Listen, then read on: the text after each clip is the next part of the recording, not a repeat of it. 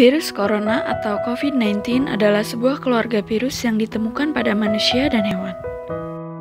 Menginfeksi manusia serta menyebabkan berbagai penyakit.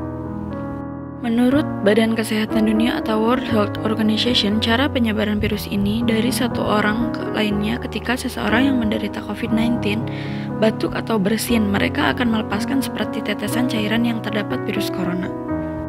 Gejala virus corona: bersin, batuk, demam, serta kelelahan. Dampak wabah virus corona atau COVID-19 tidak hanya merugikan sisi kesehatan saja, bahkan turut mempengaruhi perekonomian negara-negara di seluruh dunia, tak terkecuali Indonesia. Dampak dan akibat dari pandemi COVID-19 terhadap perekonomian Indonesia yaitu: 1. Industri yang terkena dampak. Pertama, tingkat tinggi. Perusahaan manufaktur otomotif di bawah tekanan besar karena ketergantungan mereka pada rantai pasokan global sehingga menghambat proses produksi.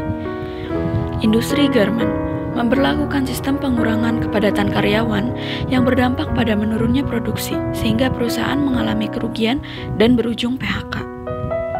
Selanjutnya yaitu sektor pariwisata dan penerbangan yang sepi karena adanya kebijakan social distancing. Kedua, tingkat sedang. Industri perfilman mengurangi proses syuting, industri media dan pers yang terhambat mencari konten dan berita. Ketiga, tingkat rendah. Industri sektor jasa hanya sedikit hambatan, yaitu orderan jasa yang menurun akan tetapi masih bisa diatasi. Keuangan digital masyarakat. Nilai tukar dolar Amerika Serikat meningkat. Hal ini disebabkan karena turunnya ekonomi negara Cina sehingga negara Indonesia terkena imbasnya. Dampak dan akibat pandemi COVID-19 terhadap dunia pendidikan. Kementerian di berbagai negara telah mengambil langkah di setiap sekolah dan universitas untuk melakukan pembelajaran melalui internet atau pembelajaran daring. Dampak dan akibat pandemi COVID-19 terhadap pekerjaan dan perusahaan.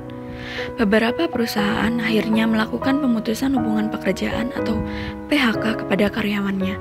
Ada juga yang merumahkan pegawai tanpa gaji, sehingga para pegawai bingung untuk mendapatkan pemasukan. Dari dampak negatif yang ditimbulkan wabah ini, ternyata ada sisi positifnya, yaitu meningkatnya daya beli barang lokal karena pemerintah sudah melarang barang impor. Selanjutnya yaitu menurunnya polusi udara akibat kurangnya kendaraan karena diterapkan social distancing. Pintu yang terbuka dan pintu yang tertutup akibat COVID-19. Pembelajaran melalui daring, namun pembelajaran kurang optimal karena terjadi gap. Selanjutnya, lebih banyak waktu bersama keluarga, tapi kita tidak bisa berkumpul dengan teman-teman. Dan udara pun menjadi lebih bersih.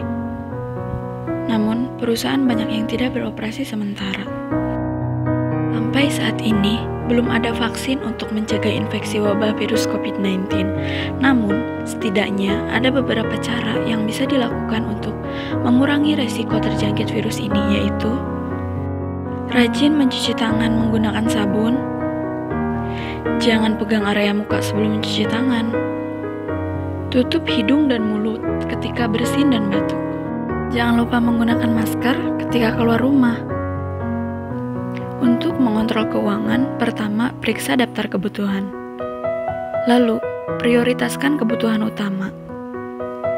Berhemat dan hindari penawaran promosi.